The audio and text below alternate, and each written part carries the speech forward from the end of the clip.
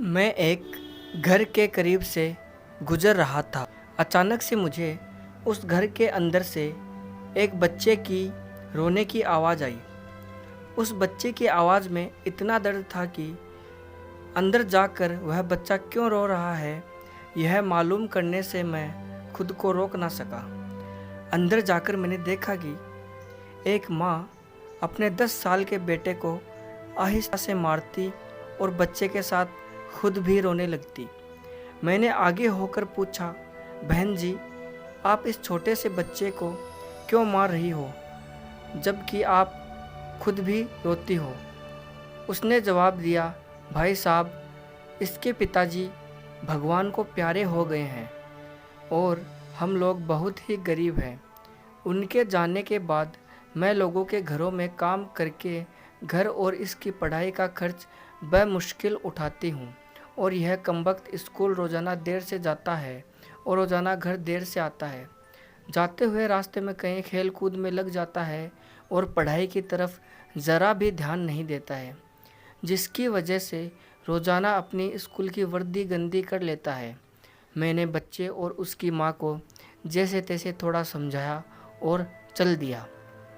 इस घटना को कुछ दिन ही बीते थे कि एक दिन सुबह सुबह कुछ काम से मैं सब्जी मंडी गया तो अचानक मेरी नज़र उसी 10 साल के बच्चे पर पड़ी जो रोज़ाना घर से मार खाता था। मैं क्या देखता हूँ कि वह बच्चा मंडी में घूम रहा है और जो दुकानदार अपनी दुकानों के लिए सब्जी खरीदकर अपनी बोरियों में डालते तो उनसे कोई सब्जी ज़मीन पर गिर जाती थी, वह बच्चा उसे फ़ौरन उठाकर अपनी झोली में डाल लेता। मैं यह नज़ारा देखकर परेशानी में सोच रहा था कि यह चक्कर क्या है। मैं उस बच्चे का चोरी चोरी पीछा करने लगा। जब उसकी झोली सब्जी से भर गई तो वह सड़क के किनारे बैठकर उसे ऊंची ऊंची आवाज़ें लगाकर वह सब्जी बेचने लगा। मुंह पर मिट्टी, गंदी वर्दी और आंखों में नमी। ऐसा महसूस हो रहा था कि ऐसा दुकानदार ज़िंदगी में पहली बार देख रहा हूँ। अचानक एक आदमी अपनी दुकान से उठा, जिसकी दुकान के सामने उस बच्चे ने अपनी नन्ही सी दुकान लगाई थी। उसने आते ही एक ज़ोरदार लात मारकर उस नन्ही दुकान को एक ही झटके में रोड पर बिखेर दिया और बाजुओं से पकड़कर उस बच्चे को भी उठाकर धक्का दे दिया।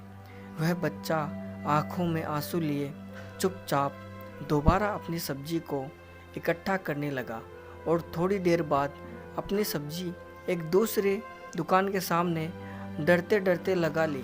भला हो उस शख्स का जिसकी दुकान के सामने इस बार उसने अपनी नन्ही दुकान लगाई थी। उस शख्स ने बच्चे को कुछ नहीं कहा। थोड़ी सी सब्जी थी, ऊपर से बाकी दुकानों से कम कीमत, जल्दी ही बिक गई। वह बच्चा उठा और बाजार में एक कपड़े वाली दुकान में दाखिल हुआ और दुकानदार को वह पैसे देकर दुकान में पड़ा अपना स्कूल बैग उठाया और बिना कुछ कहे वापस स्कूल की ओर चल पड़ा। मैं भी उसके पीछे पीछे चल रहा था।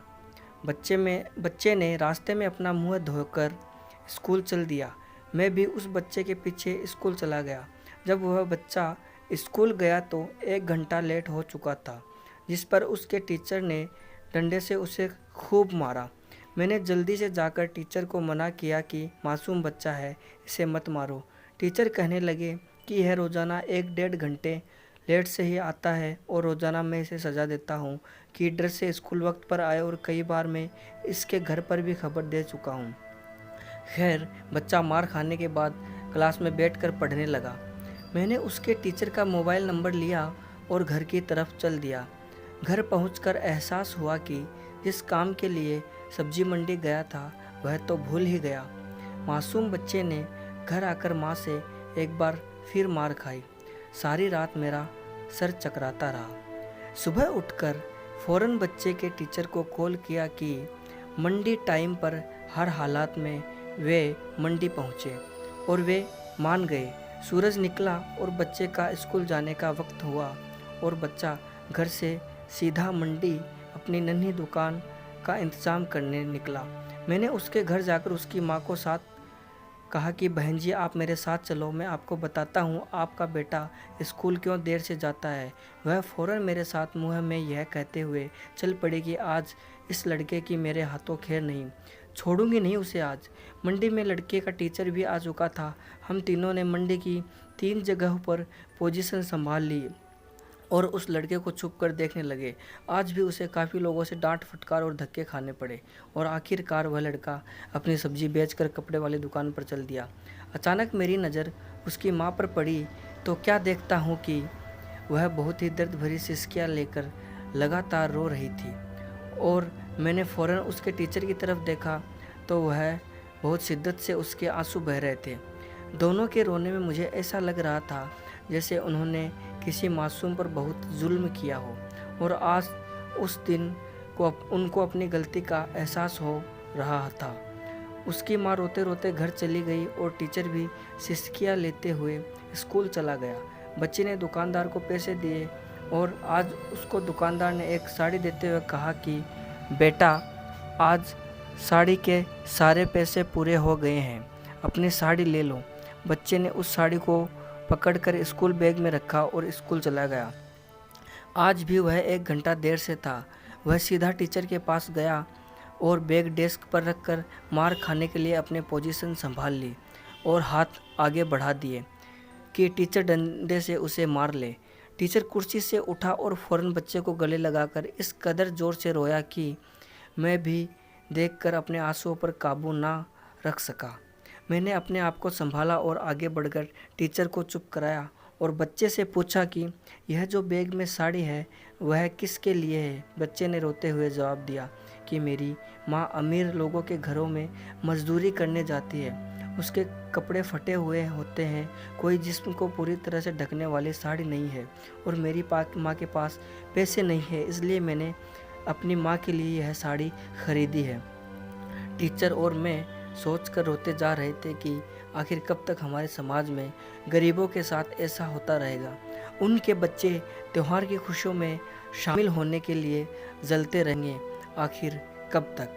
क्या ऊपर वाले की में इन जैसे गरीब का कोई हक नहीं? क्या हम अपनी खुशियों के मौके पर अपनी ख्वाहिशों में से थोड़ा पैसे निकाल कर अपने समाज में मौजूद गरीब और बेसहाराओं की मदद नहीं कर सकते? आप सब भी ठंडे दिमाग से एक बार ज़रूर सोचना।